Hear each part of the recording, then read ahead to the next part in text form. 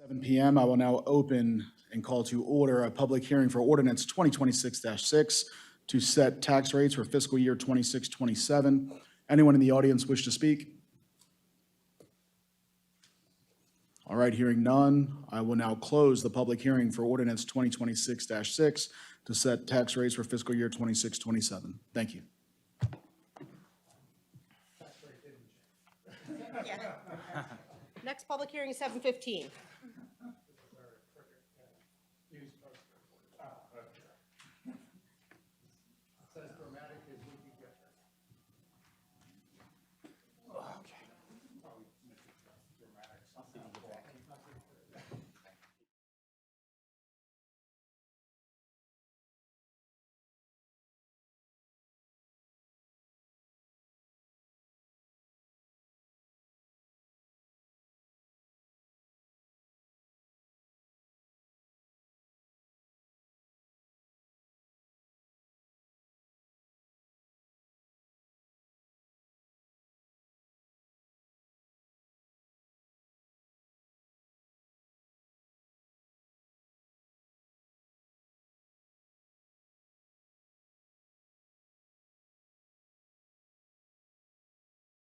All right, ladies and gentlemen, the date is May 4th. The time is 7:15. I will now call to order a public hearing for ordinance 2026-7 to adopt the budget for fiscal year 26-27. Do we have anyone in the audience who wishes to speak? All right, hearing none, I will now close the public hearing for ordinance 2026-7 to adopt the budget for fiscal year 26-27. And we will see everybody in about 15 minutes for our normal council meeting. Thank you.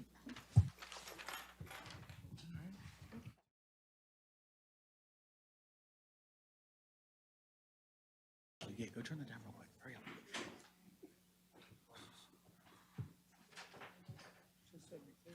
I'll do it when we're doing presentation. All right, ladies and gentlemen, the date is May 4th. The time is 7:30. I'll now call the town council meeting for the town of Mount Airy to order. If you would, please stand for the Pledge of Allegiance. I pledge allegiance To the flag of the United States of America and to the republic for which it stands, one nation, under God, indivisible, with liberty and justice for all.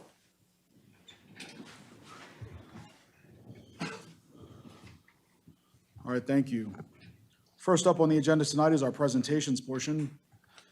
And I will relinquish to our mayor, Mayor Hushhour, as we have 3 under presentations. Thank you.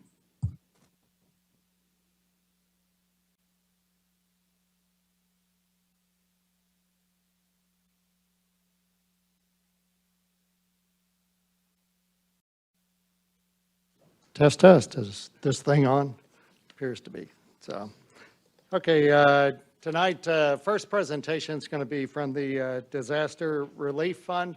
I'd like to ask them to come up. I think they have a generous donation to put toward a town project. I'll let them come up and talk a little bit about disaster relief, and we're happy to receive your gift. Thank you. And we're happy to give it. My name is Ellie Bondi. I'm the second president of the Mount Airy Disaster Relief Fund. We were established in 2005 as a result of a townhouse fire as the fire fund. And in 2007, we became the Disaster Relief Fund, and became a 501c3. So as of next year, we will have been in business for 20 years. We've been helping with any disaster that has come to our attention in town, most notably fires. But we also helped purchase a handicap van for the handicapped son of a shooting victim in town. We coordinated that effort. And very recently, we helped with funeral expenses for a local family for the 13-year-old son who passed. We're still working on that effort because we purchased a bench that will be installed at the skate park, which that young man loved. And that will happen later this spring when that will be installed and dedicated. We do hope that there won't ever be another disaster that we have to help with, but we've been the recipient of a number of very generous donations from in groups in town. And we also, because of the situation with young man, are aware that the siren is an important addition to what the town can offer to the citizens. And so I would also, before we do the official, Wayne is the vice president. Come on up here and just introduce yourself. Okay. I'm Wayne Evans. I've served on the board for the Disaster Relief Fund for a number of years. I'm the treasurer, the one that gathers all the money together. And as Ellie said, we are a nonprofit. So the dollars and cents that we are able to turn back into the community actually comes from the community.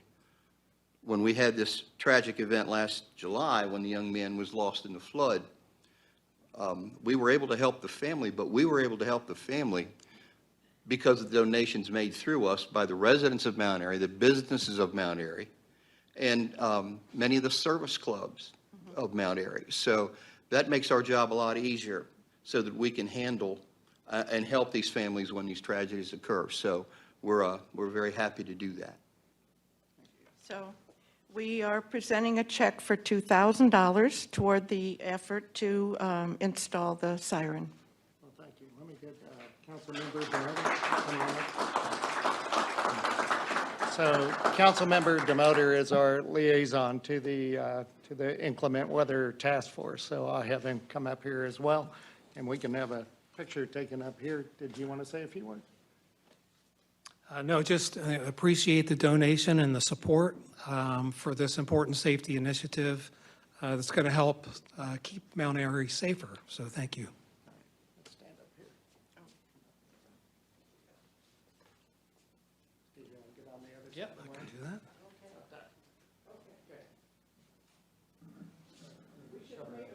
There we go.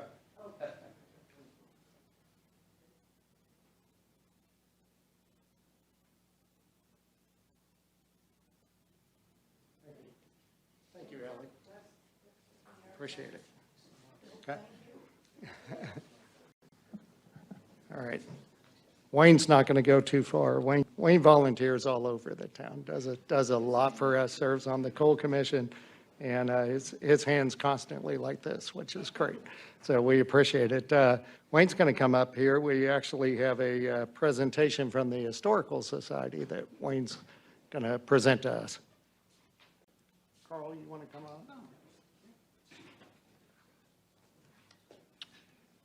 Again, I'm Wayne Evans. Good to be here tonight. Tonight, I'm also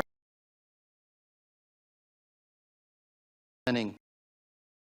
We're aware of that. We have many town residents that don't know that we exist, but we have a very strong historical society. We support the museum just across the street in Main Street. But over the last couple of years, the Historical Society has been doing fundraisers, and they're quite involved in the renovation and reconstruction, per se, of the Flatiron Building right here on the corner of Park. So it is our pleasure to present another check tonight from the Historical Society to the town of Mount Airy to support that vision that we have for the future and the new Flatiron Building. So it is our pleasure to present this to the town. Larry. Well, thank you, Wayne. Our pleasure. Glad we could do it. Yep. Carl, do you want to say anything? Carl Munder, counsel, as the liaison to the Flatiron Task Force. I would just like to say thank you to the Historical Society for all you do in keeping the history alive here in Mount Airy. Thank you. Thank you.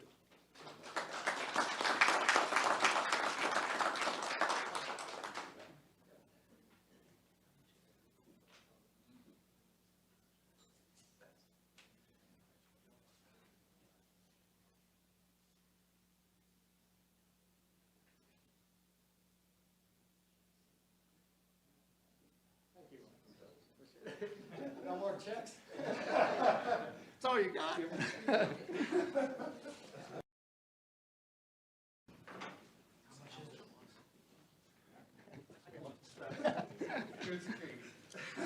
All right. Our next proclamation for tonight is declaring the May 3rd through May 9th of 2026 as Public Service Recognition Week in the town of Mount Airy. Whereas the National Public Service Recognition Week is celebrated the first week of May since 1985 to honor the people who serve our nation as federal, state, county, local, and tribal government employees. Whereas the town of Mount Airy values public service as a noble calling and wishes to recognize all public servants who are the unsung heroes in providing the services that are essential to our citizens' daily lives and that keep our Mount Airy community safe, functioning, and thriving. Whereas the town of Mount Airy thanks our government public servants for dedicating their time, skills, and service to the community, often going beyond the call of duty. Whereas it is with grateful appreciation that the town of Mount Airy especially thanks our municipal public servants for all they do for the town that we call home. Now therefore, the mayor and town council of the town of Mount Airy, Maryland, do hereby proclaim May 3rd through 9th, 2026 as Public Service Recognition Week and encourage all citizens to especially recognize and admire the dedication, accomplishments, and tireless efforts of our public servants. So thank you all for keeping everything running, especially when I'm out of town, and doing everything for us. So I appreciate you. So, and for that. Okay, and that concludes the proclamations. I'll get this turned around here.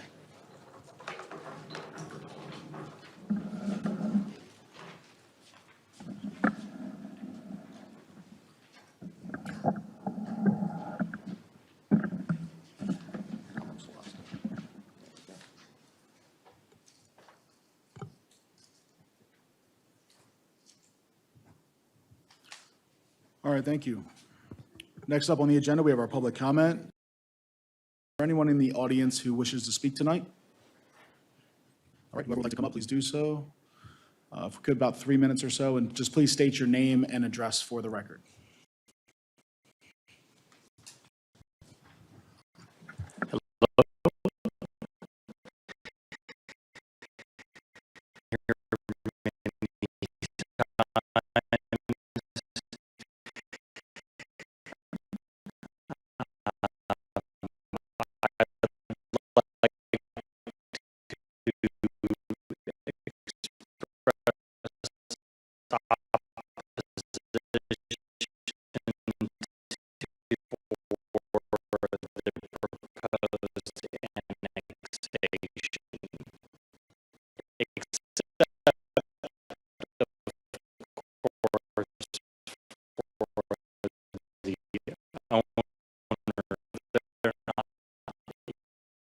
It's traffic, whether or not it is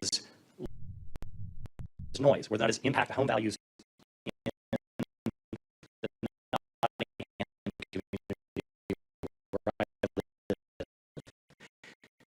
The town planning, we heard that multiple times from the previous town council meeting around water capacity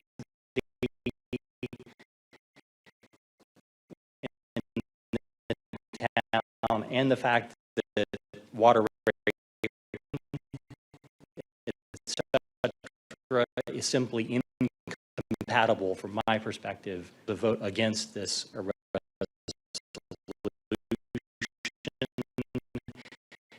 And for those paying attention online,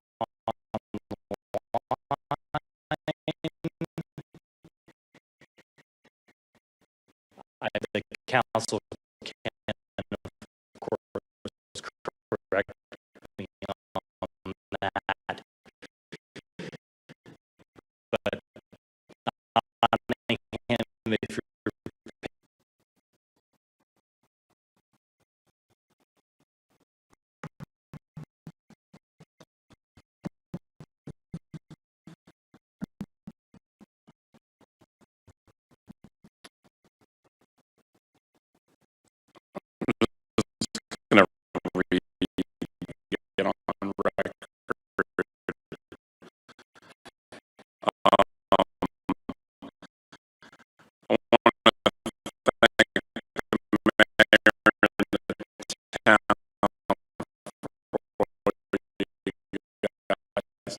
know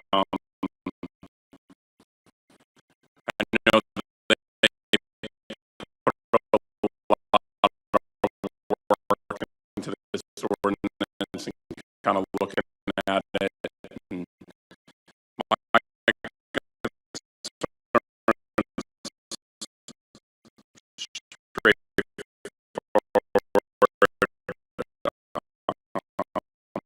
right now, there's no grandfather.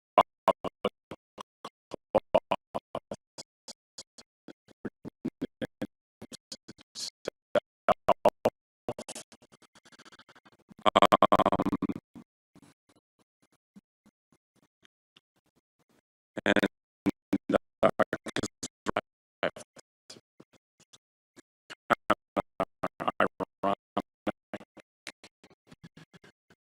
that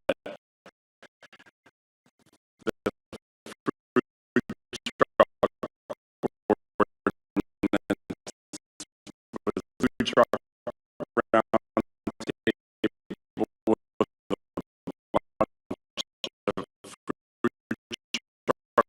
owners. Right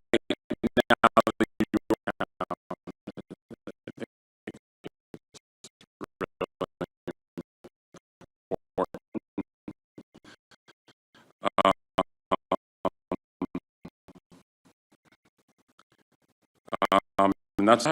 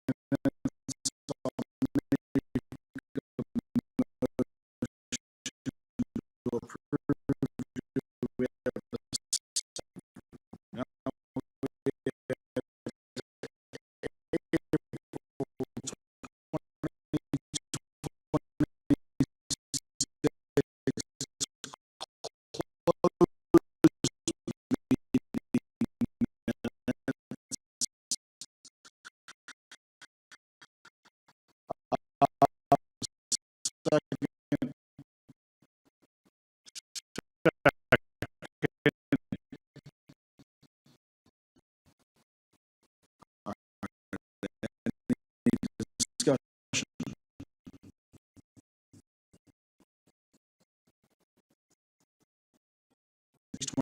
27 budget, and salaries and personnel issues. All right, hearing none, all in favor of approving the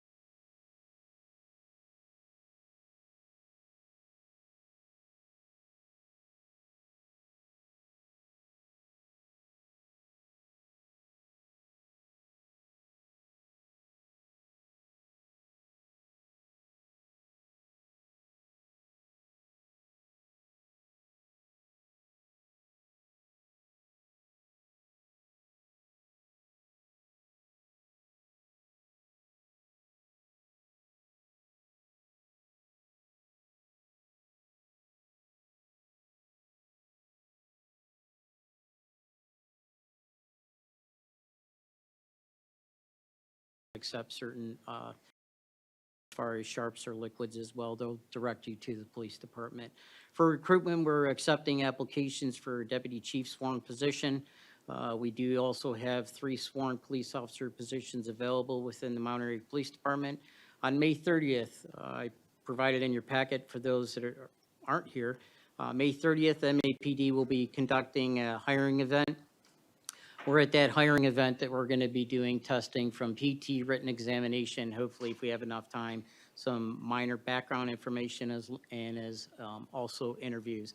That information can be found on our MAPD Facebook site and also policeapp.com. Policeapp.com is a free site.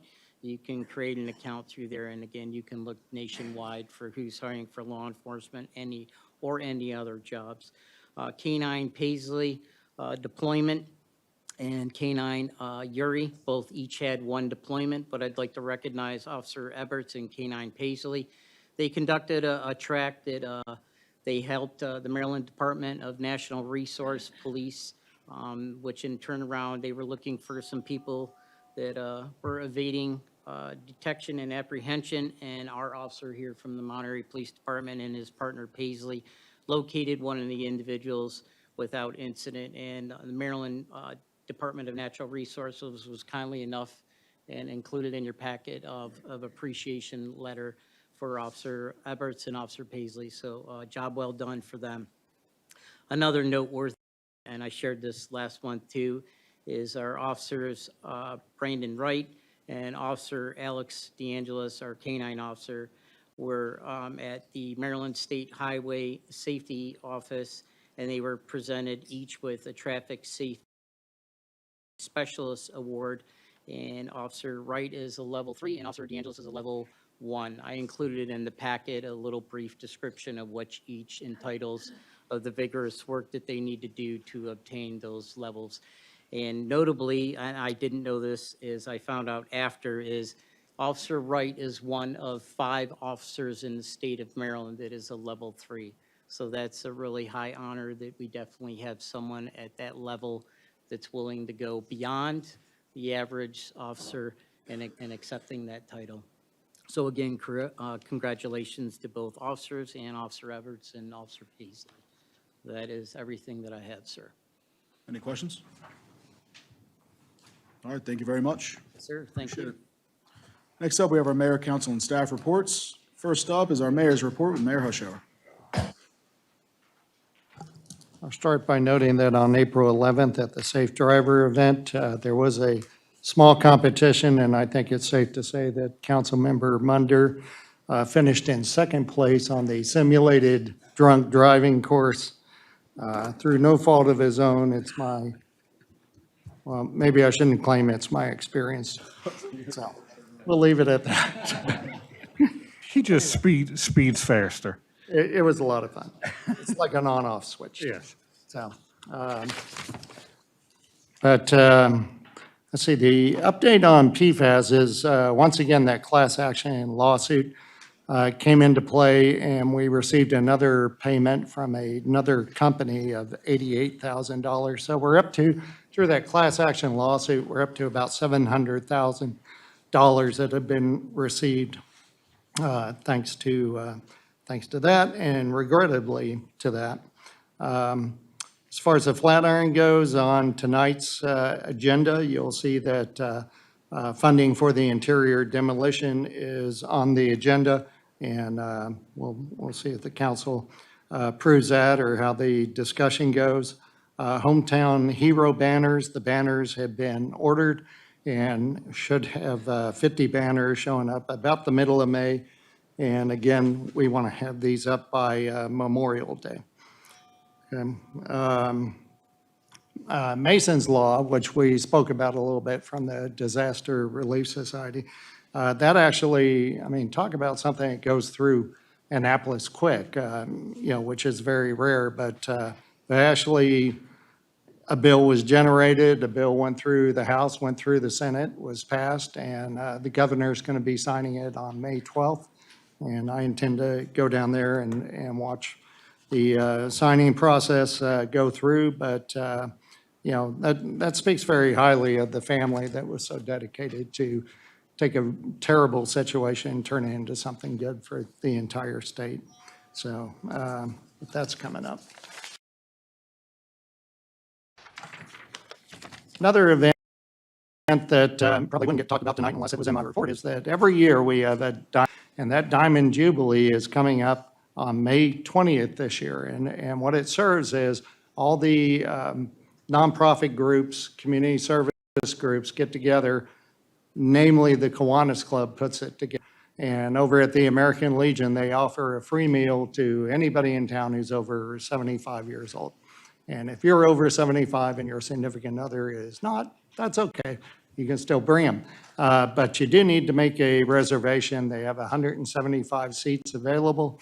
And you need to call a lady named Martha, who volunteers all over town as well. And that phone number is 301-831-74. And again, that's May 20th. The doors open at 5 p.m. If you're over 75, you can come in there and get your free meal. Of course, Memorial Day is coming up on May 25th. So that's a few weeks from now, but I hope everybody remembers all those service members who made the ultimate sacrifice for their country. So, and that concludes my report. All right, thank you. Next up, we have our Water and Sewer Commission, Beautification Commission, Inclement Weather Task Force, and the 250th Semi-Quincentennial Committee with Councilmember Demoter. All right, thank you.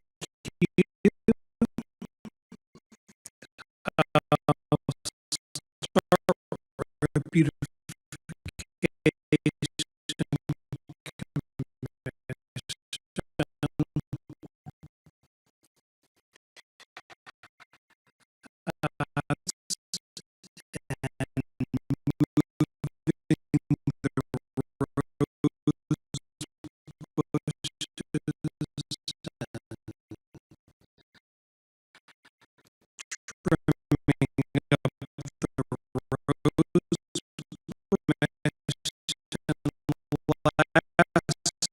met on April 1st, and I gave her Abram, so there's nothing new to report there, and our next meeting will be held this Wednesday, May 6th at 7 p.m. The Inclement Weather Task Force, we last met on February 24th, and our next meeting is scheduled for May 20th, and the purpose of this meeting coming up will be to receive a briefing and provide some feedback on a draft request for proposals prepared by the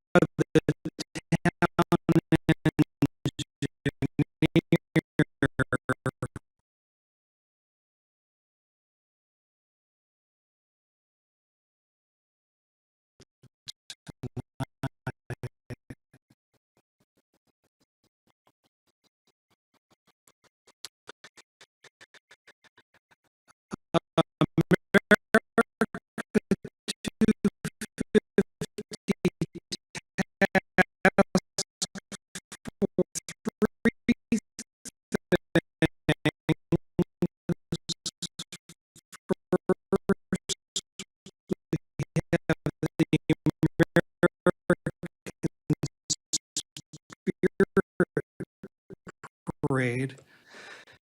And then we'll have our fireworks celebration on July 3rd, a special reading of the Declaration of Independence and other activities.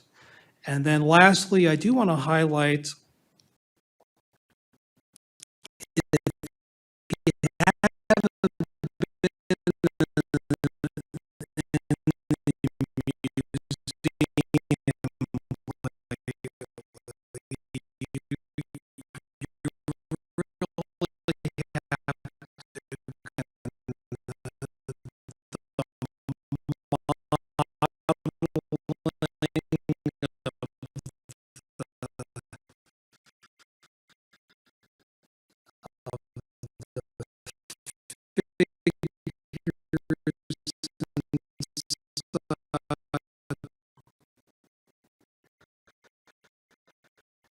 as they will portray Company G of the up in period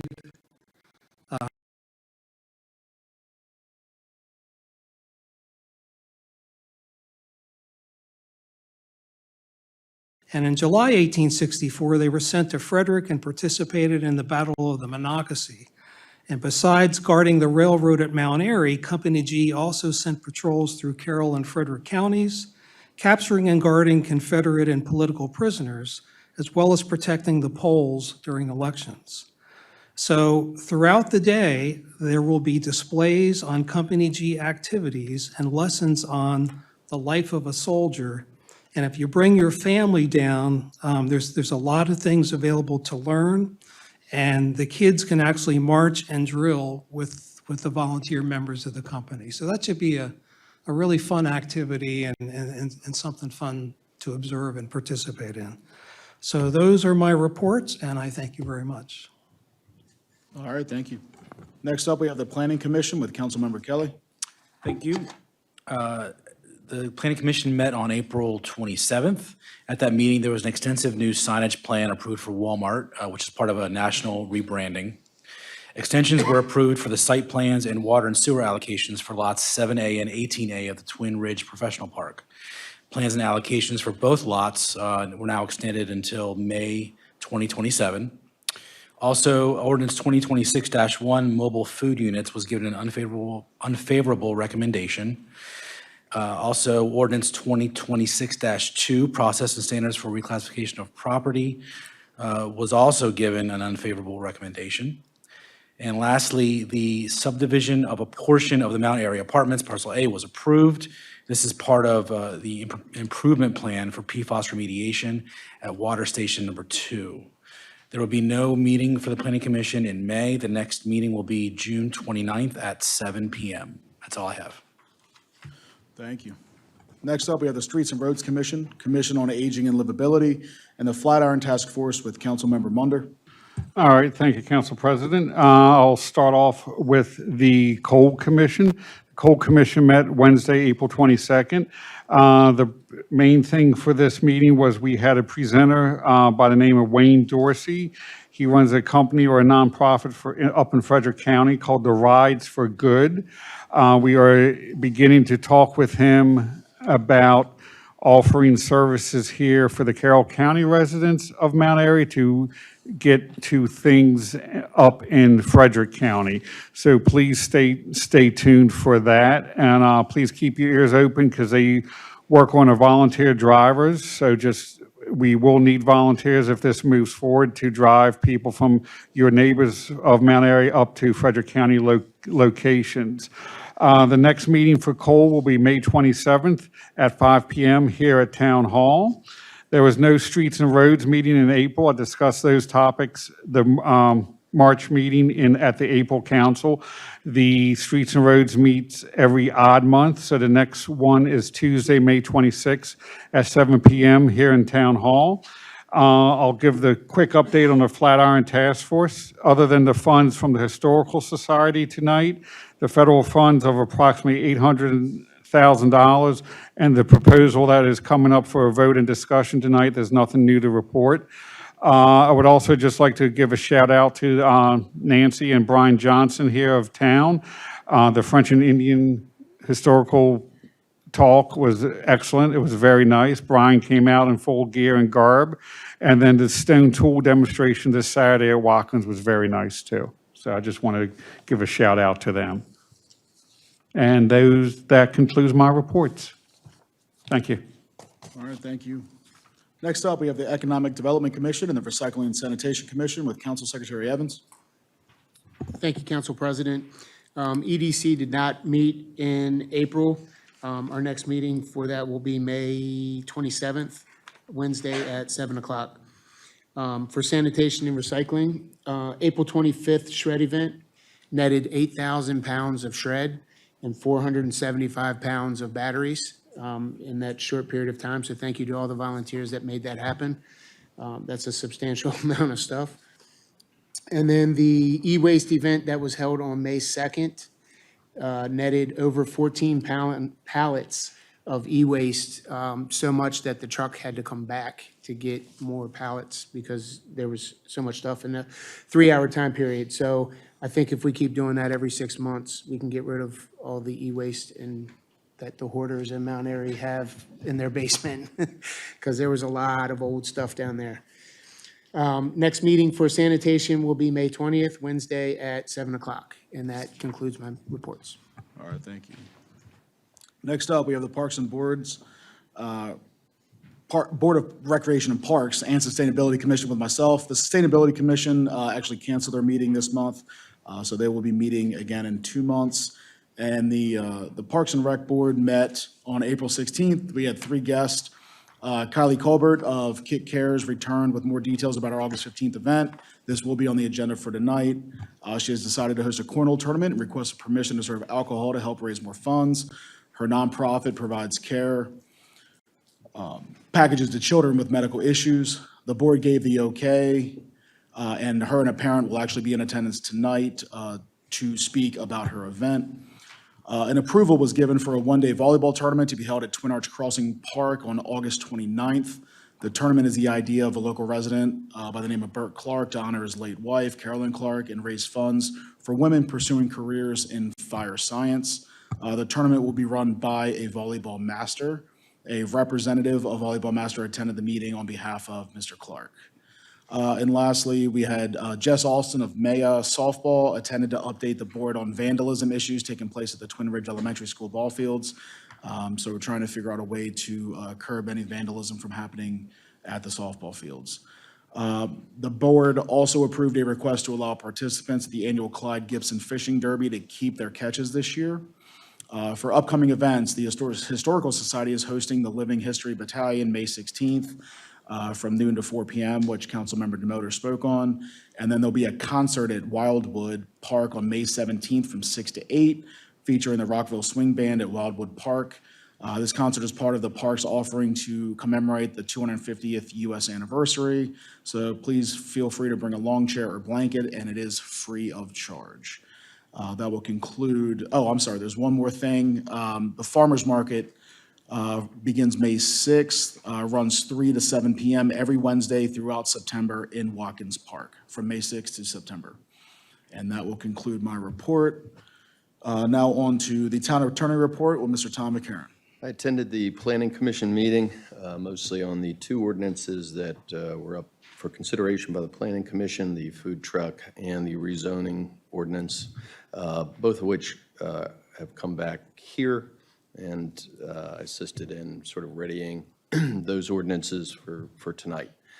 In addition, in the Pleasance litigation, after at first setting an oral argument hearing between the dates of June 1 and June 8, the court has now decided to proceed without oral argument.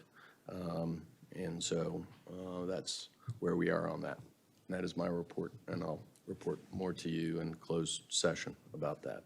All right, thank you. Then we received copies from the town administrator report, the code enforcement report, and the zoning administrator report. Does anyone have anything they wish to add? Good. Council President, I have a question on the town administrator report. Would that be appropriate? And if this isn't the time, Jared, maybe I could schedule some time to get a more detailed briefing. But you have an item on here about water system and well operations, about I guess several wells are currently being overutilized while others are underutilized due to operational limitations, mechanical and operational issues, and you've got a path forward here. Do you want to speak to it briefly? And then I would appreciate an opportunity to come and learn more about it at another time, but anything you want to add to that? Sure. I mean, I won't add, but I will kind of reiterate something that is in here, and that our next step in that is really to get an engineer's evaluation on those 2 wells. We think we know a few things that are going on with them, but we need an engineer to really come out and evaluate. So we're asking, I believe, RK&K to come out and take a look at that. So I'm not sure an exact date yet, but we have reached out to them already. Okay. All right. Thank you. All right, thank you. All right, next up, we're on the new business on the agenda. First up is a road closure. Cub Scout Cub Mobile Race, Sunday, May 31st, 4 p.m. to 6 p.m., Cottonwood Avenue from North Main Street to Scotch Heather Avenue. This is being done by Josh Hodges. It looks like he's the Cub Master for this. Do we have a motion? I'll make the motion for the road closure of Cottonwood Avenue from North Main to Scotch Heather on May 31st, 2026, from 4 p.m. to 6 p.m. for the Cub Scout Cub Mobile Race. All right, I'll second. Is Josh in the audience by chance? No. Any discussion on that? All right, hearing none, all in favor of approving the road closure for the Cub Scout Cub Mobile Race on Sunday, May 31st, from 4 to 6, from Cottonwood Avenue to North Main Street and Scotch Heather Avenue, please signify by saying aye. Aye. All right, thank you. Next up, we have a road closure for the Mount Airy Mile.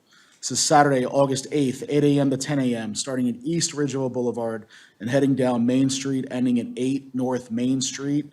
I'll make a motion to approve. Do we have a second? Second. All right, any discussion? JD, you're more than welcome to come up and speak. Just please state your name and address for the record. JD, I live at 306 Springfield Court, Mount Airy, Maryland. I just want to speak to what the Mount Airy Mile does for our community. We established as a nonprofit organization, and it is established for those to do extraordinary medical expenses in the Mount Airy area. All the money that we raise on this race goes directly to the people here in this community. It doesn't go anywhere else. We've raised $50,000 so far, and we've helped in 14 families with one pending now, and to the total of almost $30,000. So I just wanted to tell you that anybody that needs assistance need to go to the website, www.rotary.21771cares.org, and you can apply online for that, or reach out to me personally and I can help you with that. All this race starts at the top of the Main Street by Anita's, and it finishes down. I'm already working on making the race experience better than it was last year. Fantastic. Any comments, questions, concerns? Just that it's come out to support the Mount Airy Mile. It's fun and takes about 45 minutes. It's a nice morning stroll.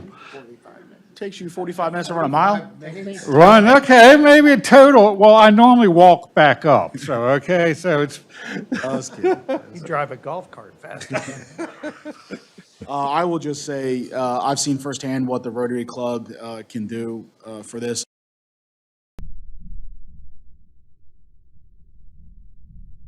Helped out a very good friend of mine in a tough situation last year, and it enabled her to pay some bills that she would not have been able to pay due to some medical circumstances. So you will see me out there bright and early and running the mile, and I would urge as many people out there to please sign up. You know, you hear about a lot of charities and you don't really see the impact firsthand until you do. And seeing it firsthand, it helps tremendously. So, you know, that being said, we have a motion and a second to approve the road closure for the Mount Airy Mile, Saturday, August 8th, 8 a.m. to 10 a.m. This will be starting at East Ridgeville Boulevard and heading down Main Street, ending at 8 North Main Street. All in favor of approving, please signify by saying aye. Aye. Opposed? All right, thank you, and thank you, JD. Next up, we have a PWA final bond release for S-180031 Twin Arch Business Park, Section 4, Lot 8, MSB Services LLC. This is for approval.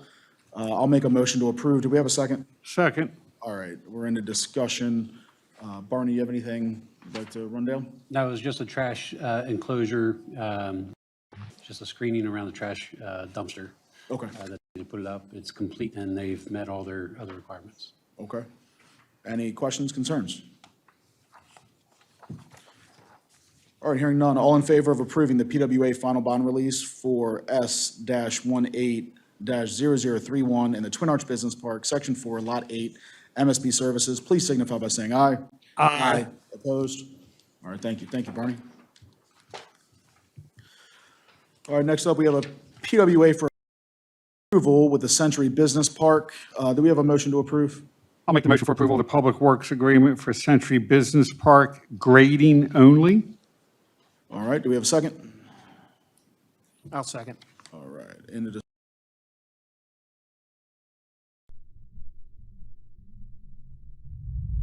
Tom, did you want to have any rundown? Or? Yeah, I mean, just that it is for grading only. It's not for development of anything beyond that. The security that is set by the the county, or at least reviewed and set by the county, is set forth in the PWA. But otherwise, it's fairly standard PWA. All right, we're in the discussion portion. Any questions or concerns? Questions, concerns, or potential alterations here for amendment? On page 2 of 16, because I talked with Tom a bit on this on Friday and over the weekend, development plan, it mentions that there's an attached Exhibit A for some drawings prepared by VAMR Associates. I don't believe they prepared the drawings, and it's not, so I'm not sure if that needs to be or just more generalized wording. Yeah, so I don't have the drawings yet, and what they're exactly titled, but there are a couple of changes. This P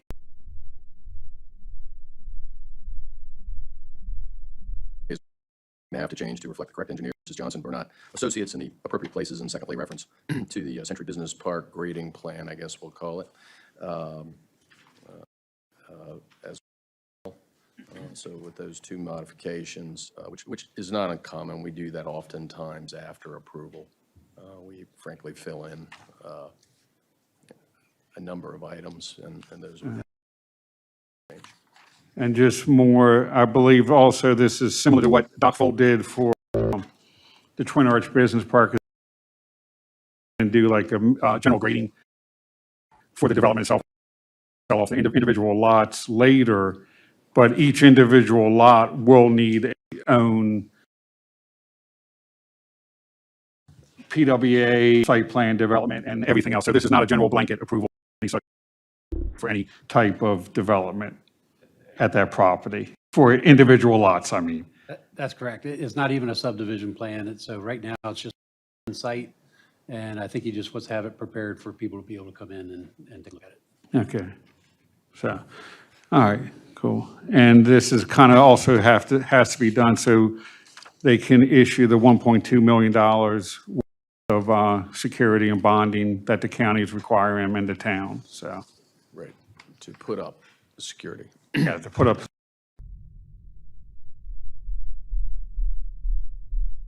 Deposit, so, all right, cool, thank you. Question, just a general question. So this is the first time I've seen a PWA before any site plans. So, I mean, how frequent is this? And is this, I mean, is there, why would we approve grading before the site plan? We have done this before, just like Carl has mentioned, I believe like Twin Arch Park, that came in sections because there were 35 lots. Right. And they would take section, they would do the mass grading, get things prepped, so that it shows, potential that, where the sites are, how it's divided, that sort of thing. In this case, this is just prep for currently one site in the future could get divided. So they don't have a subdivision or a site plan yet. It's just grading only. And we've allowed that in the past. And do you have the exhibit that's referenced here? Have you seen the grading plan? Yes, yeah, that's been through the review process, yes. Okay. Yeah. The internal review process? Yeah, it goes through all the agencies. Again, that's not something that comes to Planning Commission. When it comes to a site plan, when they're actually building something, that's when it would come to the Planning Commission. Okay, thank you. Yep. Any further questions? All right, hearing none, we have a motion and a second. So all in favor of a PWA approval for Century Business Park, please signify by saying aye. Aye. Opposed? Nay. Thank you. Next up, we have recommendation for approval for selective demolition of the Iron Building.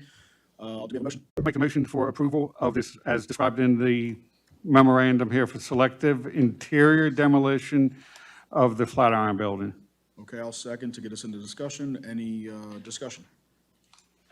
Yes, I have some observations, questions, et cetera. So the first question is, can you remind me again, what is the overall estimated total cost for this project as it's currently defined? So right now, we have it broken down into 4 parts, and the first part is complete, is the engineering. So this is the first phase of construction, or the second phase overall, before. And, well, it's not even the complete phase, I'll be honest.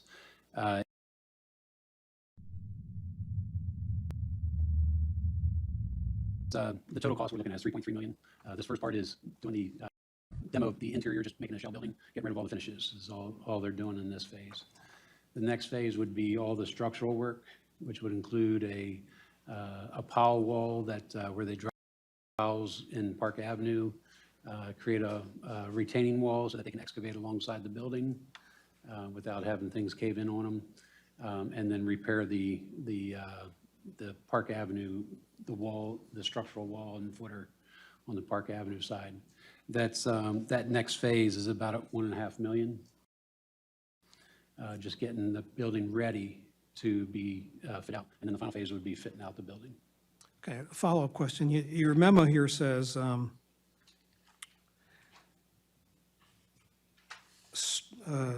site improvements and exterior enhancements were intentionally deferred for future phases to maintain a more financially feasible project scope. Can you define what these site improvements and exterior enhancements are that are getting deferred? Yeah. What are those? So when we originally brought this to you, we were looking at a $4 or $5 million project. And we understood that for the task force to come up with, and the staff to come up with grants to be able to fund this, that was a very far out project to try to handle. But there were options that were presented, and the option was to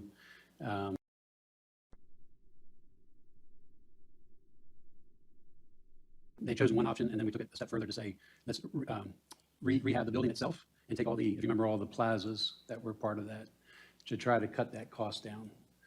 So taking the plazas away helped bring it down to something that we can start working with.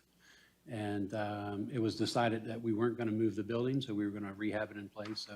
So rehabbing the building as a first step before we do all the plazas is kind of like the direction we're headed. I want to make sure I don't use up all my time here, so let me just hit these points. So here's the concern. And the concern is the elephant in the room, and that was, I don't know, Mayor Husher, I don't know if you remember way back, I think it was in 2022, we first had a call with Preservation Maryland.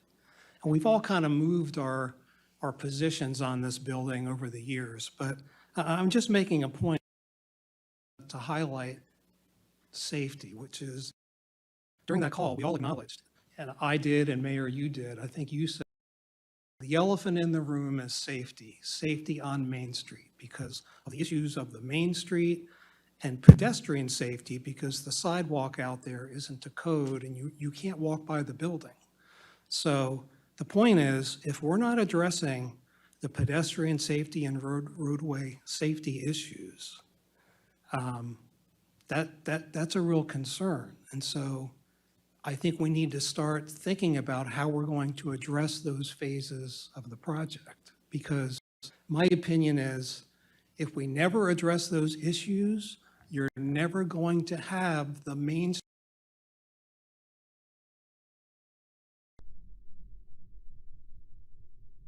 that everybody said they wanted when they did the downtown vision plan, which pointed out all the same issues. So that is the concern, is we're going to fix the building up, and then everyone's just going to walk away, and you'll have a fixed up building, but strategically you haven't addressed the safety issues that were part of the drivers with the issue of the building.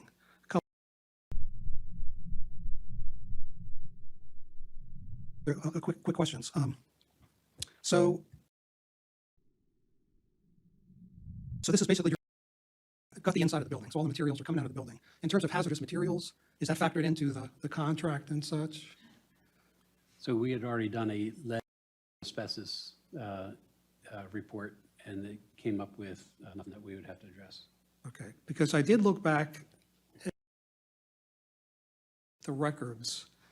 And you did indeed do a constructive analysis of the foundation. You took core samples, and that's not clear here. But you did sample alligator ink paint for lead.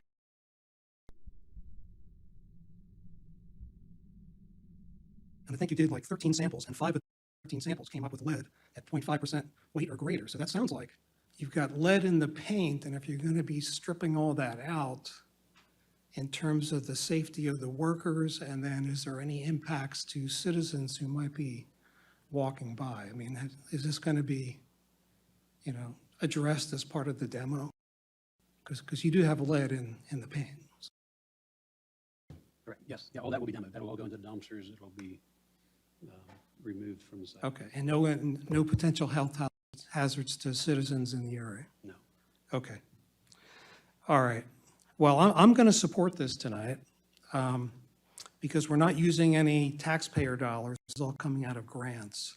But we are going to get to the point where we're going to have a fork in the road and decide how to really move forward with the building. So thank you for your time. Questions, concerns?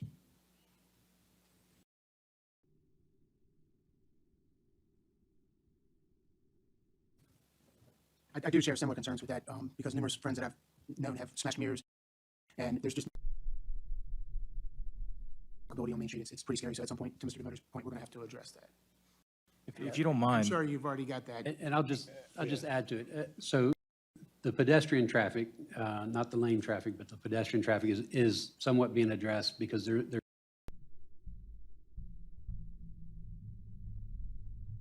elevator that's going on the backside of the building on the south side. So if you're coming up from Conchetto's, you can go into the building, get on the elevator and go up to the middle floor and come out on Park Avenue side. You can go safely across Park Avenue, come down and then go to the crosswalk or go further up the street. So it's partially being as far as safety, but as far as the narrow lanes, that it's not being addressed as part of this phase or until we get to the site. Yeah, and that's down the road. What it is in someone's mind because those parking spots are terrible, in my opinion. The only thing I would add in there is that, I mean, in a project like this where people wanted the building to stay standing and we know it's going to be expensive to get everything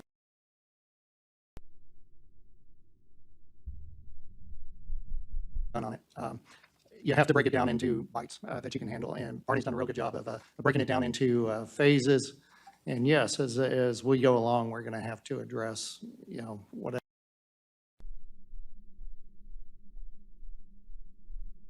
issues there are as far as Main Street goes or pedestrian safety, but everything's a risk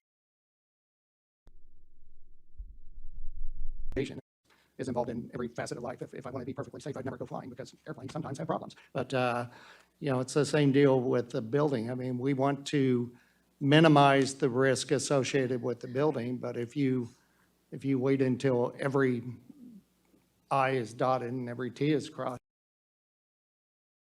you're never going to get anything done. So, this is the important first step of actually doing something on the building. And we were lucky enough to get Congresswoman Elfrith to put some money in the federal budget for us. And we've been lucky with the delegation, the Carroll delegation helping us out as well. So, we've been fortunate and we can start moving. So we need to get moving. Thanks. Yeah, I would agree. This building's been talked about back and forth since before I was on the council and probably even before that. So to see something actually starting to get done and get done in a way that's not costing taxpayers or the town one penny is a positive for me.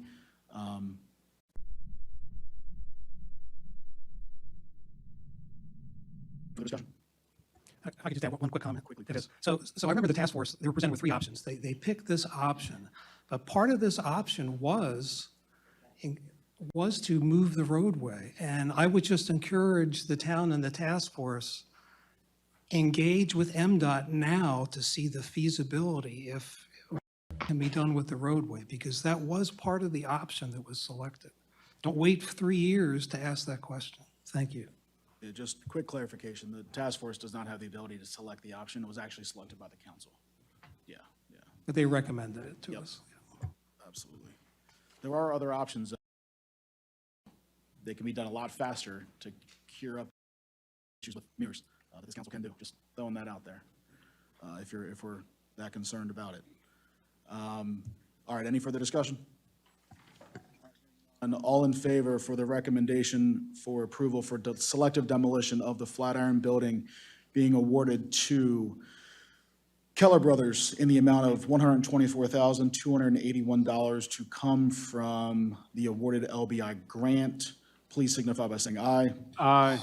Opposed? All right, thank you. Next up, we have commission appointments and reappointments with Mayor Hushhour. Okay, thank you. We have a vacancy on the Planning Commission, and I'd like to make a recommendation and appoint Steve Simmelsberger to the Planning Commission as the alternate, and I guess we can vote on that, but it'll be followed up by Heather Wallace becoming a full member on the Planning Commission. All right, I'll go ahead and make a motion to approve or appoint Steve Simmelsberger to the Planning Commission as an alternate. Do we have a second? Second. All right, any discussion? All I can say is I've been wanting this guy to get on a commission for about 3 years now, so thank you. All in favor of appointing Steve Simmelsberger to the Planning Commission as an alternate, please signify by saying aye. Aye. Opposed? You're done. Okay, and second of all is Heather Wallace to become a full member on the Planning Commission. All right, I'd like to make a motion to appoint Heather Wallace to become a full member of the Planning Commission. Do we have a second? I'll second that. All right, any discussion? All right, hearing none, all in favor of approving Heather Wallace to be appointed as a full member of the Planning Commission, please signify by saying aye. Aye. Opposed? All right, thank you. All right, and lastly would be Beverly Blatchford to be reappointed to the Beautification Commission. And I'd like to make a motion to reappoint Beverly Blatchford to the Beautification Commission, and she currently serves as the chairperson to the commission. All right, second, any discussion? Hearing none, all in favor of reappointing Beverly Blatchford to the Beautification Commission, please signify by saying aye. Aye. Opposed? All right, thank you, and welcome, and congratulations. All right, next up, we are in our ordinances and resolutions. First up, we have Resolution 2026-10, which is water resource element.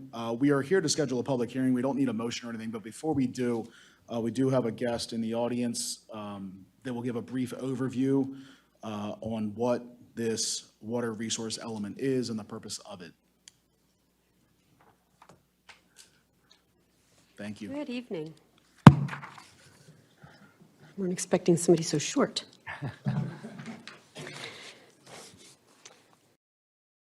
So as you're aware, your Planning Commission has forwarded the water resources element to you with a recommendation for adoption.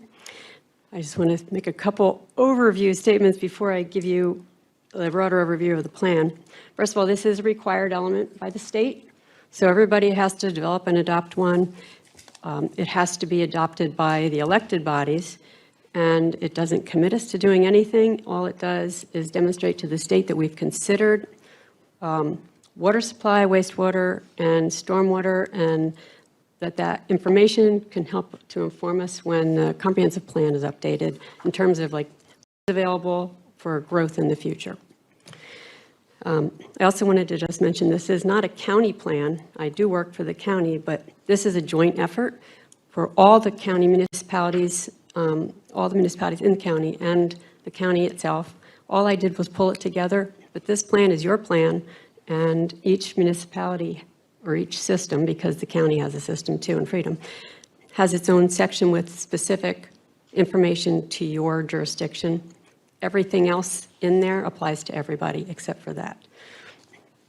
So I'm going to try to be quick because you have a lot on your agenda. So as I mentioned, this is a state requirement. It has to be updated every 10 years. We first adopted this in 2010. It was required by 2006 legislation. So we didn't adopt it We didn't update it again in 2020 because we were waiting on state guidance, which came out in 2022. This has been a multiple-year effort to bring all 9 jurisdictions together to develop a plan that is this big. Another thing that's important to note is that this plan is based on a point in time. It's based on the water and sewer service areas that were in place in the 2003 Water and Sewer Master Plan and the zoning that was in place at that time. So, of course, the plan recognizes that things change. A lot of the municipalities and systems have already done additional things since 2003 to address supply issues or capacity issues. But if we kept trying to keep it up to date, we would have never been done. So we've tried to capture some of those things in each section for the systems to recognize that other things have been done. This is just what it was at that point. So for each system, we identified whether they're based on that point in time and your water and sewer service areas. Did you have enough capacity with your existing system to accommodate the demand that would have been generated if everything was built out in that area? So Mount Airy was very fortunate in wastewater. You actually have positive there. In water supply, most of the jurisdictions did have a need to identify additional water supply. And for most of the jurisdictions, I mean, New Windsor and Union Bridge are in a harder spot because of their wastewater constraints. But for most of the jurisdictions, finding additional wells, getting additional appropriation couldn't take care of the amount that they need to accommodate that if they wanted to meet that demand. You could also just reduce the planned growth that you have, but if you want to plan for that growth, then you need to find additional water supply. And also in Mount Airy's case, I guess if you go beyond a certain point, you'll also need to consider your wastewater treatment plant capacity, because you can't pump more water through than your plant can handle, right? So, but what this plan does is recognize that there is that limitation on water. So if you want to continue to work towards the planned growth that you had, then you might need to consider in the future what water supply options you want to pursue. Ultimately, down the line, the plan also identifies for all the county jurisdictions potential future water supply. Anybody who's been around enough knows, like Gillis Falls, it's not likely to happen based on some things that have happened, like Tier 2 waters being identified in that watershed. But Union Mills is still at a reservoir that's an option. There's surface water intakes, quarries, reservoirs, interconnections, and indirect potable reuse, which different systems, it would be more appropriate for some than others. So it's just what's appropriate, but showing again the state that there are options available if we want to grow more in the state in the future. The same goes for wastewater. Most of the systems, not Mount Airy, but most of them did need to expand their capacity a little bit, and a lot of it could have been can be accommodated by even just fixing influent infiltration issues, which is, leaks in your lines where you're gaining water coming in your lines, so you're treating flow that wasn't sewage flow. So by reducing that, the plant has more capacity to treat the actual sewage. So it's kind of a way to sort of gain capacity. So that's a lot cheaper than building a new plant, right? But that's not an issue for Mount Airy. You did have enough capacity at the 2023 build out here. The systems can, as you know, Westminster is building a water reuse plant. So they're reusing their wastewater discharge, purifying it significantly, putting it back in their reservoir, and then using that to augment their water supply. So, and they're the first one in the state to do that. So there are other options that some systems can consider. Stormwater is the third big area of water resources. It is something that needs to be considered, but it's not really a big impact for any of us because we have development codes in place we have stormwater code in place to address new development, and we also have our stormwater permit in place for which all the jurisdictions in Carroll County are co-permittees, and that has a lot of requirements.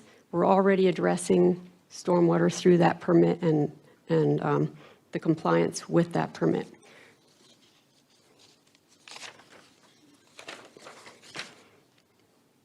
There's two other things that we addressed in the plan. Climate change was one of the things when the state put out the guidance, they said we need to address this, which wasn't originally addressed. And we've got warmer temperatures, increased precipitation events, more extreme precipitation events, increased flooding, and we have a significant number of things in the plan that can be done to address water, wastewater, stormwater that have co-benefits to addressing climate change. So there's not a lot of additional items for that. We're also addressing emerging contaminants. We all know we have PFAS issues in some areas, but microplastics are up and coming. Pharmaceuticals and personal care products are pollutants that don't have any limits set yet, but they could be down the line if they figure out how to do that. We already have chloride limitations, and that is being addressed through our stormwater permit.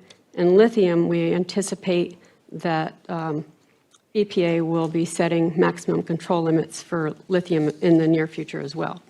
So there are some things in the plan to address, like what could be done to address those. And many things we're already doing. We're already required to do salt management plans in our stormwater. With our stormwater permit, we're already addressing lead and copper water lines through federal requirements. So, I mean, there are a lot of things that are already being done. So to get to this point, the Planning Commission reviewed the draft plan, and then when all the jurisdictions were satisfied that the draft could be reviewed by the state, it was sent to the state agencies for the state-required 60-day review period for all the state agencies and neighboring jurisdictions. That started November 12th and ended January 15th. We also opened the plan up for public comment at that time, starting November 12th, and that ended February 23rd. All 9 planning commissions held a public hearing between January 15th and February 23rd. And then on February 23rd, all comment records were closed. So it was open for the public comment for 3.5 months. We had 9 planning commission hearings that took public comment, and there were no public comments at all during any of the public comment period or any of the public hearings. So then in March and April, all 9 planning commissions approved the plan and certified it to the elected bodies with recommendation for adoption. So now that it's at you guys, the state law now requires that the council also hold a public hearing before you can adopt it or modify it. So that would be your next step, is to hold a public hearing, and then I guess at that point it's up to you if you're ready to sign the resolution or how you would want to proceed at that point. That is my overview. Do you have any questions? Anybody?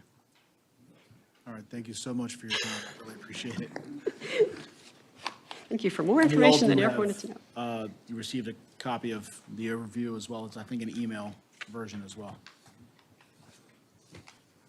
All right, so we'll go ahead and schedule the public hearing, assuming we'll just do it before our next council meeting. We do have at least probably 1 or possibly 2 other public hearings that night, more than likely. Let's put this one at about 7:20-ish, if that's all right. Good with that? Yeah. Yeah, I'd say about 7:20. And thank you again for your time. All right, next up, we have Resolution 2026-11 to allow alcoholic Kit Karas Cornhole Tournament on August 15, 2026, from 11 a.m. to 3 p.m. It's being held at Watkins Park. This is for adoption. I'll make a motion to adopt. Do we have a second? Second. Right, and I know that we have representatives from Kit Cares. Anything you guys would wish to add? Speak. If you could, you can come up to the mic, I'm sorry. And just let us know your name and. Yeah, so my name is Kylie Colbert. I am the CEO and founder of the nonprofit Kit Cares. So we are going to be working with another organization that has been running cornhole tournaments for about years to host. This will be our first time running this event because we wanted to do something that was more community-oriented. Our other fundraisers include casino nights, golf tournaments, and those are our main ones. So we wanted to do something that we could get like kids, families, and stuff like that involved too.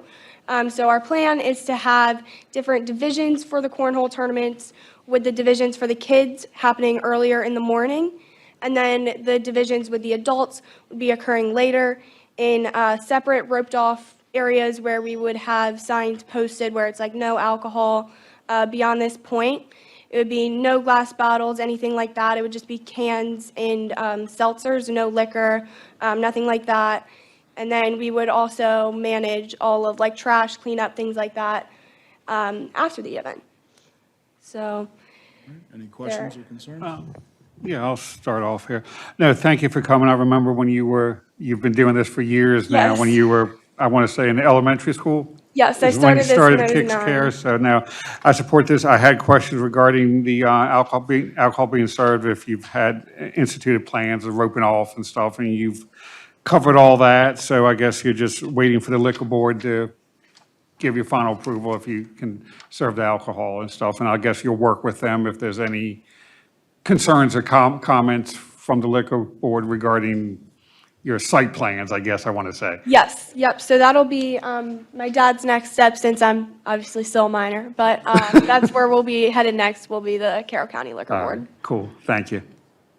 I do have a question. So thank you so much for this. Question, you said the focus is on kids and families, and you're going to have kids and family competitions in the morning and then the adults in the afternoon. So how many participants typically would you expect for the kids and families, and then how many during the adult portion?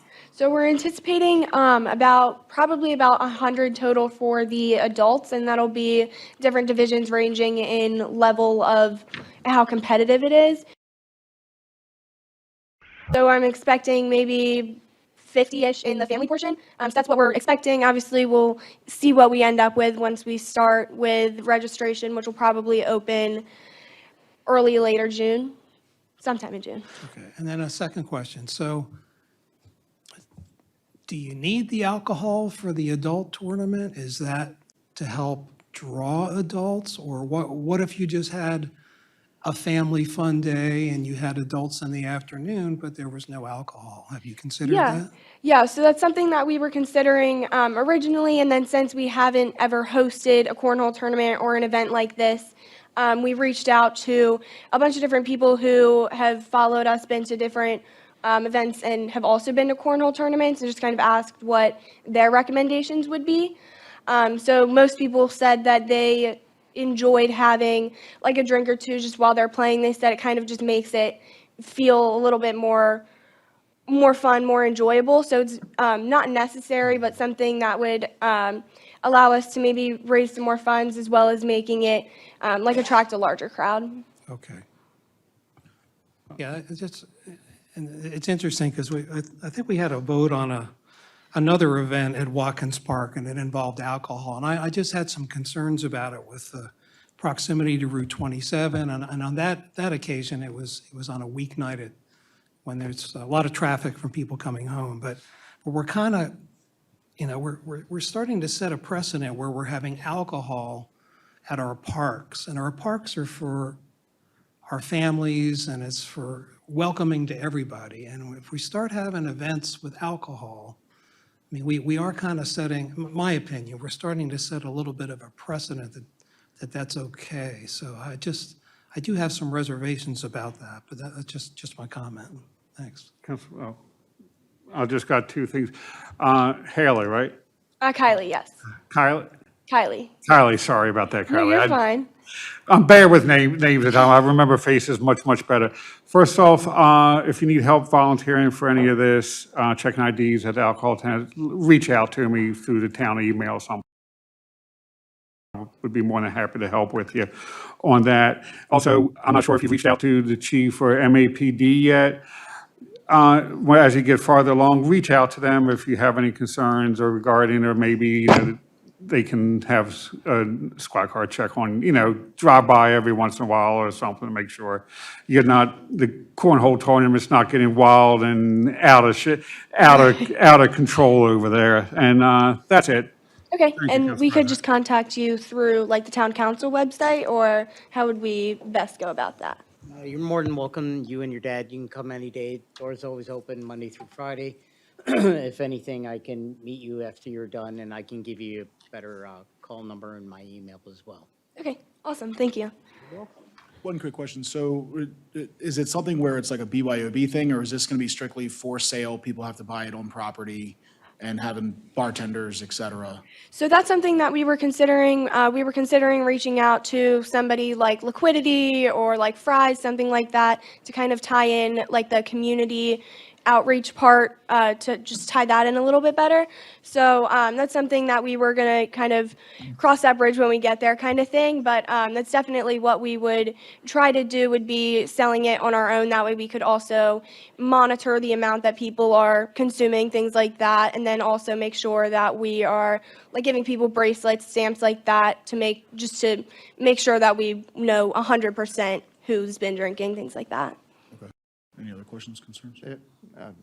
I just want to make a comment. I mean, yeah, there's been a couple of events that, that have requested alcohol in Watkins Park, but without going way back in history, I would point out the fact that there were times that we had nothing but drinking events in town, and we've curtailed that quite a bit. So there's a lot of family fun events that occur in town that aren't centered around alcohol. But I know the good work that you do, and the good T-shirts that you sell. Because I've been through two of them and worn them both out. And but I think you do an amazing job. I think it's worth going out there, giving this a shot, see how it works out. If you find after this year, because it seems like you seem to have events annually. So if it works out and you find out that the beer wasn't required, then you can take it away. Or if you find out that was a big moneymaker, your nonprofit does so much good, I'd appreciate it. So Thank you, I appreciate keep it. working on it. Thanks. Any further questions, comments from the council? All right, the one other thing I would say is through the football program, we actually have had many years of cornhole tournaments, which is a BYOB event. It's hosted on private property at our fields. I would highly recommend controlling and selling and getting a portion of the sales for your charity. It's going to be very difficult, and I know firsthand over the last 9 years of hosting one, controlling who brings what and how much they consume. That's something that I would be very mindful of.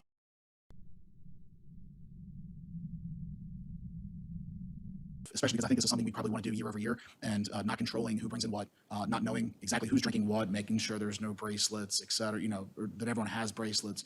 You have to go to a certified bartender or somebody like Liquidity, bringing somebody in, maybe the upper deck, or, and the upper deck works with a lot of people, and so does, every restaurant in town. But they're trained to know who is still able to drink and who is not. But you have a lot of people bringing in a lot of coolers with a lot of alcohol that you're not sure, and you're not really checking, not able to check exactly what it is that they're drinking. It can get sticky quick, and don't ask me how I know. I've had to deal with it through my own nonprofit. So just a bit of advice with the first one, I would absolutely recommend having somebody other than yourselves controlling that, dispersing the alcohol, making sure there's bracelets, and then getting also a kickback to your foundation through the sale of alcohol, but not so much just bringing it and just allowing it at the event. And I definitely plan on being there. Myself and maybe Council Secretary Evans will want to be my partner, so we'll see. But yeah, that would be my recommendation, to control it, to make sure it's done safely, but also to up the profits for your foundation as well. I'm Isaac Colbert, Dad. But I would definitely agree with that statement. From our casino night that we host at the fairgrounds, we do the same thing, and I'm required, through the liquor board, I'm required to have the alcohol awareness training. So with the same information as far as when to serve, when to stop serving, or deny service. So I'm doing that as well, and then hopefully through Liquidity or one of the other either breweries or establishments like Upper Deck, then obviously they're the professionals. So working with them would give us a little better advantage with that. Okay, all right, great. All right, any further questions, concerns? I think what you guys are doing is great. Do you want to think about not serving alcohol? Because I'd like to support you, but it's kind of a precedent-setting thing, so.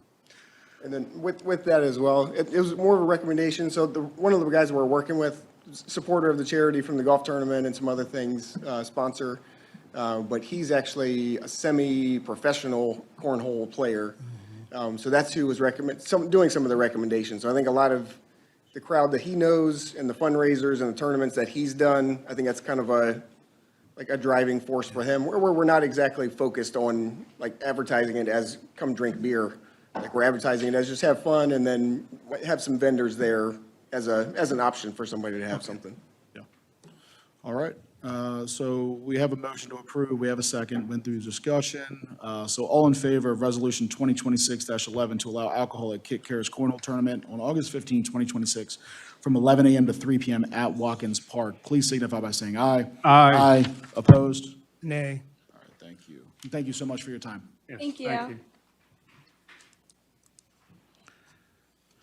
All right, next up, we have ordinance 2026-1 pertaining to food trucks. This is for reintroduction and to schedule a public hearing. So at this time, I would like to offer up to the table a motion to reintroduce.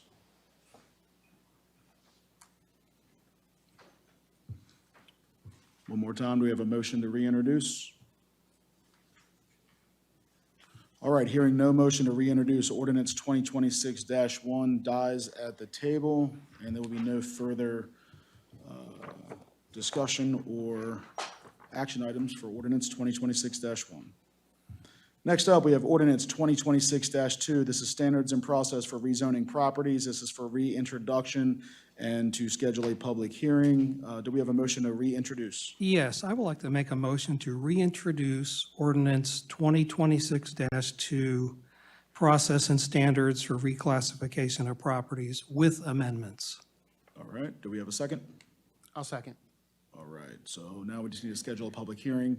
My thought process is we had the first one for the WRE at 7:20. I think we probably give this one some more time, so we'll start this one at 7. That'll give us a solid 20 minutes, just in case. Everybody good with that? So 7 p.m. for this public hearing, and it will be back for public hearing and possible adoption next month. All right, next up, we have ordinance 2026-6 to set tax rates for fiscal year 26-27. This is for adoption. I'll make a motion to adopt. Do we have a second? Second. All right, we have a motion, we have a second. Any discussion? Yes, I have a question. So if there was a need to, if we wanted to change the tax rates at any other time other than at the beginning of the fiscal year, can we do that if we want to? I don't think so. I've never heard of that as an option. Okay. Are you suggesting that we do it some other time during the year? Well, I'm just, It was a simple, it was a question. We don't need to go back and forth. Okay, sorry. So, Mr. McCarron? Yes, so I don't know for 100% sure, but I'm pretty positive that you cannot, this is the only time that you can change it, because these rates go to the county so that they can bill our annual real estate Okay. taxes. So I don't think that, I think if you want to change it, this is the time to do it. okay. All right. Any further questions, concerns? All right. No change to the tax rate, by the way, just on that. So all in favor for ordinance 2026-6 to set tax rates for fiscal year 26-27 for adoption, please signify by saying aye. Aye. Opposed? All right, thank you. Next up, ordinance 2026-7.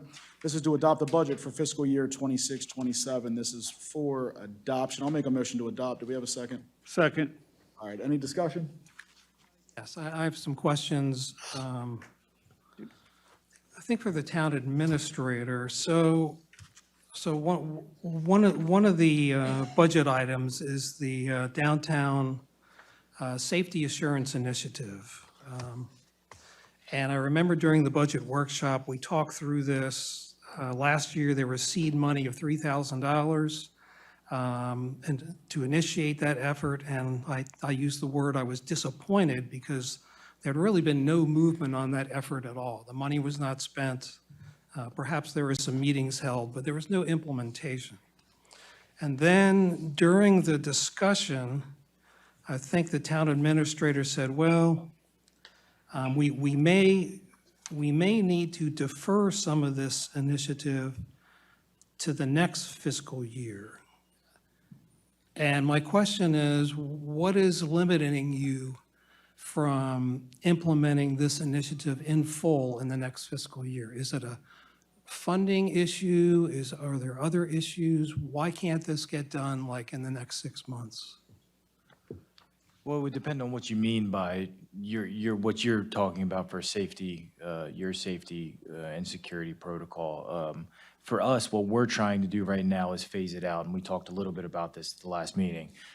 So in this phase that we're discussing, and some is in this current fiscal year we're in right now, and then the rest, a lot of it is what we're discussing for FY27's fiscal year.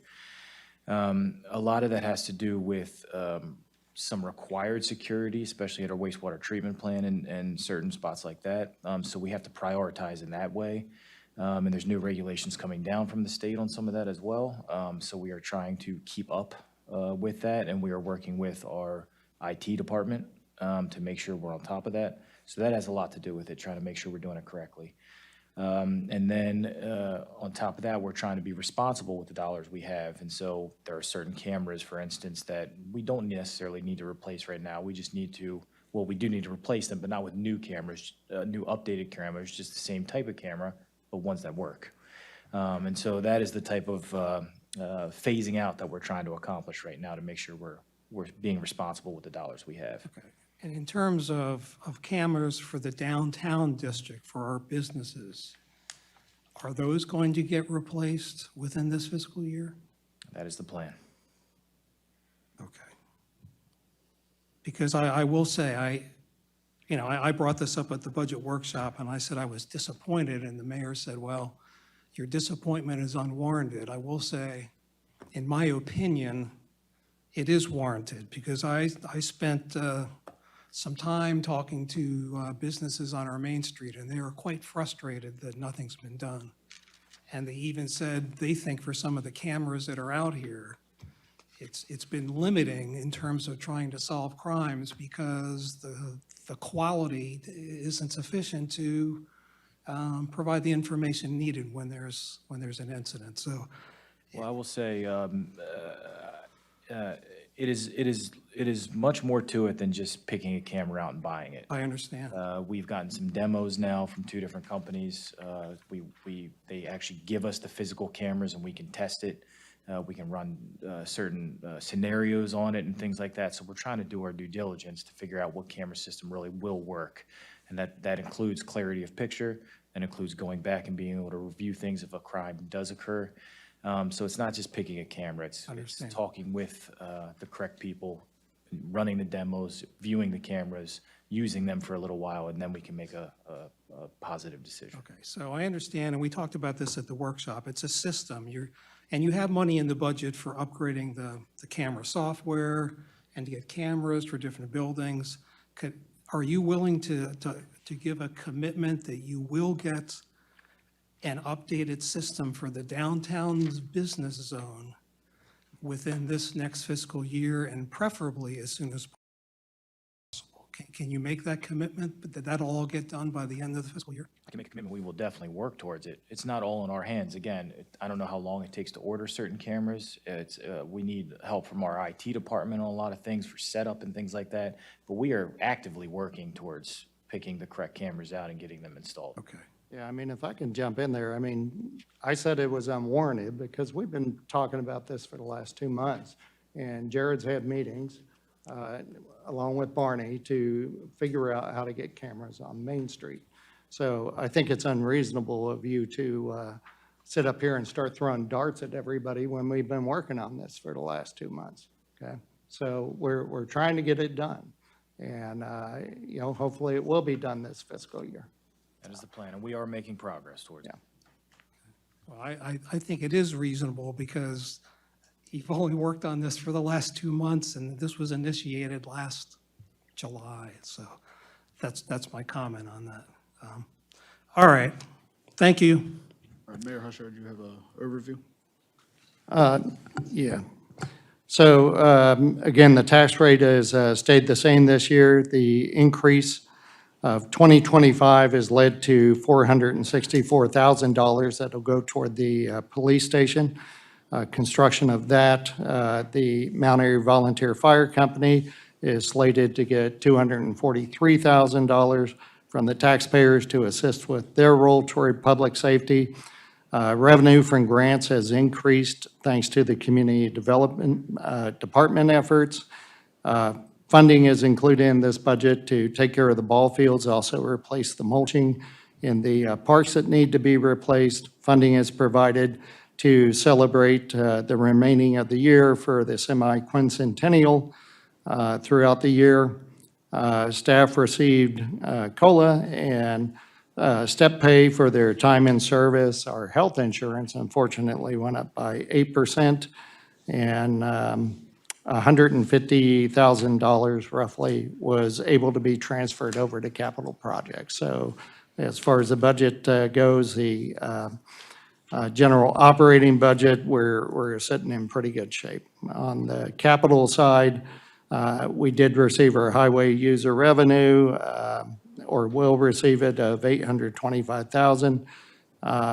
Again, we have the Flatiron grant that'll help toward moving things along with the Flatiron project.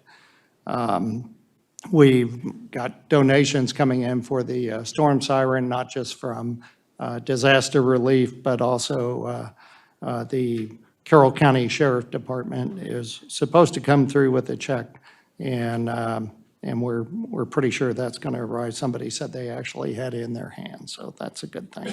So that'll go toward that. Crossing Highway 27 is something that we've received grant money for, as well as grant money to offset any of the fees that are required to match the grant. Prospect Park is in the budget for a rehab, and that's about that on that side. The water and sewer operating budget, the new rates will go into effect in July. This year, we're actually going to be able to come out with about $72,000 positive in terms of operating revenue that'll be moved over to the capital side. And of course, on the capital side, our primary concern is PFAS remediation, and the budget allocates roughly $4.2 million, which would be the first couple of stations that we plan on remediating, and then we have 2 additional stations. But from the MDE, we're set up to get $8 million in reimbursable loans to take care of the PFAS situation. So as far as the budget goes, it looks pretty solid for getting through next year. So that's it. Yeah, just I guess a comment regarding a portion of the budget. So the salaries and wages for the let's see, in the operation portion, right? So for everybody listening, and everybody here. So there's a $30,000 increase this year over last year, largely driven by a promotion for a Main Street manager position, which is it's a change. It's a shift. It's a change. And I just went and by the way, that's a 18. Well, it's only $30,000 this year. It's 18% increase, $100,000 increase from 2 years ago in salaries and wages. But regarding this, the move this year, this is sort of just a call, for, I'm getting comments from the business community. There's some trepidation. There's some uneasiness of the change, right? It's a change. And I guess I'm asking the mayor and the staff just to be aware of that and to have an atmosphere of over communication and over listening, if you will, and just to be empathetic with that, because there are some changes there. I don't believe MAMSA has to or should go away. This is just a change with the staff coordinating what happens on Main Street, right?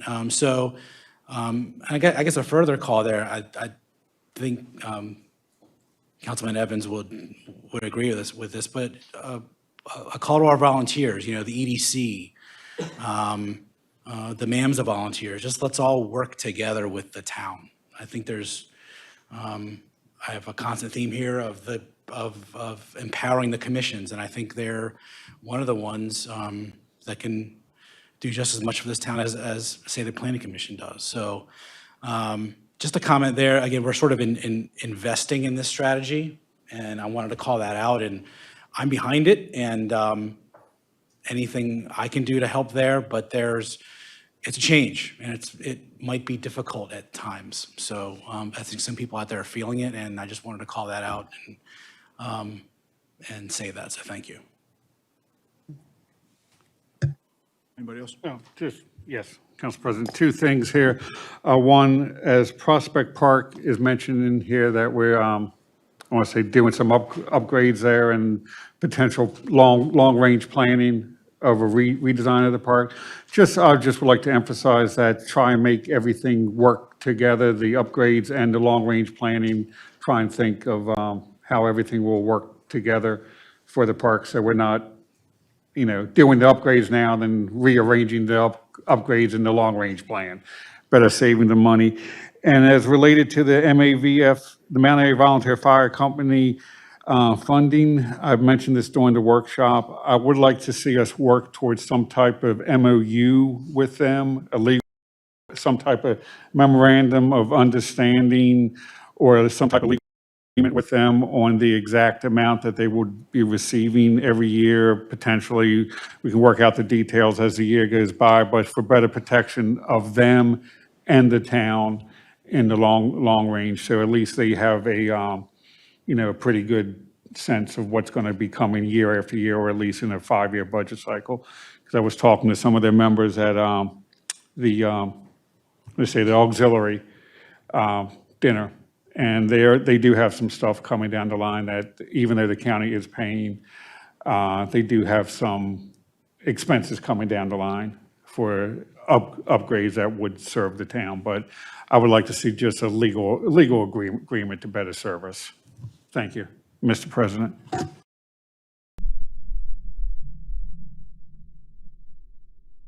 Council President, sorry. I would first like to thank the mayor and the staff for their hard work through this budget cycle. It was a very good budget meeting. I think we had a good workshop. In our closed session, it was actually very honest. It was a couple hard conversations, but we got through it because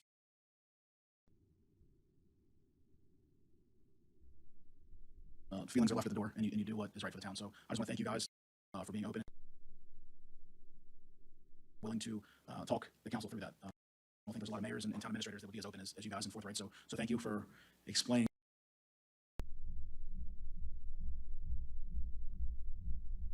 what you do on a day-to-day basis. Because sometimes, we don't need to know on the executive side because we are legislative. And as you know,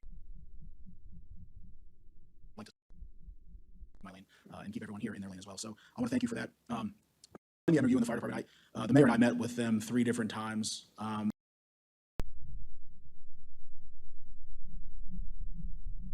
couple years ago, it was a big issue with not giving a flat 10% of the tax rate. And as the tax rates increase, that means that our donation increases, et cetera. And the big that I had, there was no transparency on where that money was going. We have worked with them. They've opened up their books. We have seen a lot of where that money goes, what it's being used for, and answering any questions that anyone in the town would ask as far as such a big donation. My concern about creating is for long-term is that nobody up here is long-term. To us, what a future mayor and council decides. So I think it would kind of be maybe overreaching our bounds. On a year-to-year basis, it's up to the mayor and the council what that donation is based on their budget, based on kind of what's going on. And I think it could be twofold. One, you might have a memorandum of understanding, but you might not have the money. So what do you do then? You're boxed into a corner. 2, maybe one year they're going to need more than what they would the next. So I don't want to get us in a situation where we are pigeonholing elected officials.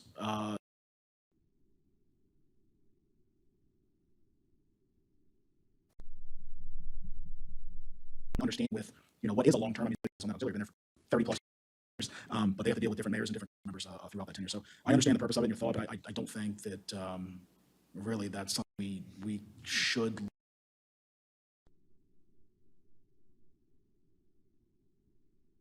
Because it's going to be up to the mayor and next year this mayor and this council, but years after that, as we get elected or not elected, it's still the same. Thank you for your honesty, and you gave me some rights that I was just looking for the legal. I'm used to MOUs, just more, maybe not a dollar amount, just some legal protection or something along. No.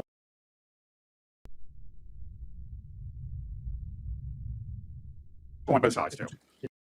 Yeah, look at the clock so long on this. So what I would say is that the relationship between the volunteer fire and the town needs to continue. And what I do think, and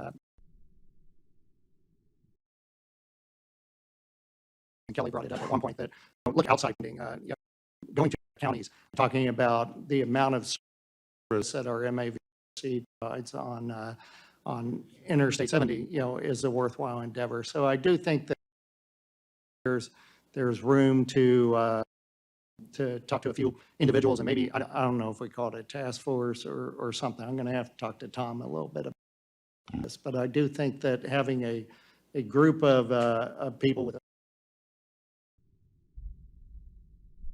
councilmen, a couple of citizens that are at this, being able to advocate for, but also being able to understand fully how their finances. So that's it's in my brain circulating now. So. All right. Questions, concerns before we vote?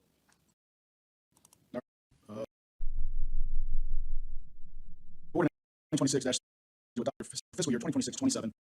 We have a motion to adopt. All in favor of adoption, please signify by saying aye. Aye. Opposed? Nay.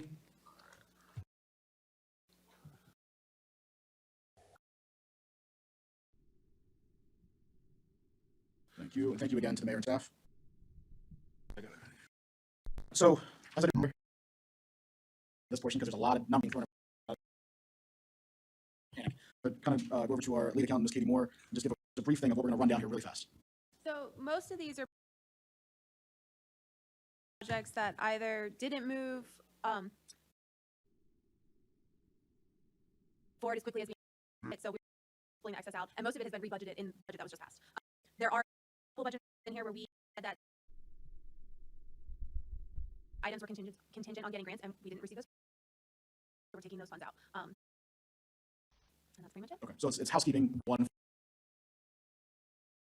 year to another fiscal year to make sure it goes from one budget where it was unused, it's now being put into the correct item for the next budget. Correct. Okay. Katie, I might ask you during this, I think I did notice one thing, that on one of the budget amendments for the Bobcat backloader in here somewhere, So that's not a housekeeper, that's a new, Well, so oh, yeah, no, the, it is kind of new, but Okay, that it's one, yeah. because we,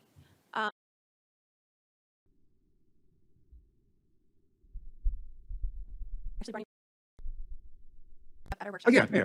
But we had an overage in the line item because we didn't spend as much on the new pickup. Truck. That would be a So good that time to one- discuss it when we motion and second. Okay, all right, sorry, I just. What do you think? I'm sorry. That was my thought process there, sir, sorry. Second term. I'm sorry. Motion second. I asked for a block approval, and that was shot And down, so hey. Here we go. Ordinance 2026-8, budget amendment to add $10,000 for Historical Society donations for introduction. I'll make a motion to introduce. Do we have a second? Second. All right, we'll see that next month.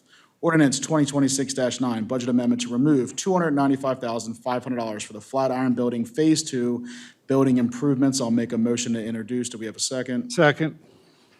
Ordinance 2026-10, budget amendment to move $100,000 for state police grant from general fund to police station capital project fund. I'll make a motion to introduce. Do we have a second? Second. Ordinance 2026-11, budget amendment to remove $137,000 for public safety equipment. I'll make a motion to introduce. Do we have a second? Second. Ordinance 2026-12, budget amendment to remove $500,000 for Center Street connection. I'll make a motion to introduce. Do we have a second? Second. All right, it's a competition. Wanted to catch you. Ordinance 2026-13, budget amendment to reallocate $73,000 from streets and roads vehicles to streets and roads mobile equipment. This is for introduction. I'll make a motion to introduce. Do we have a second? I'll second, and this is the one for the track, Lotus. Thank you, Mayor, for Talk pointing about it that next out. month. Yep. All right, next up, ordinance 2026-14, budget amendment to remove $825,000 for Rails to Trails east of 27 for introduction. I'll make a motion to introduce. Do we have a second? Second. Ordinance 2026-15, budget amendment to remove $171,751 for town police force salaries and wages. I'll make a motion to introduce. Do we have a second? Second. Ordinance 2026-16, budget amendment to remove $30,000 for town police force retirement. I'll make a motion to introduce. Do we have a second? Second.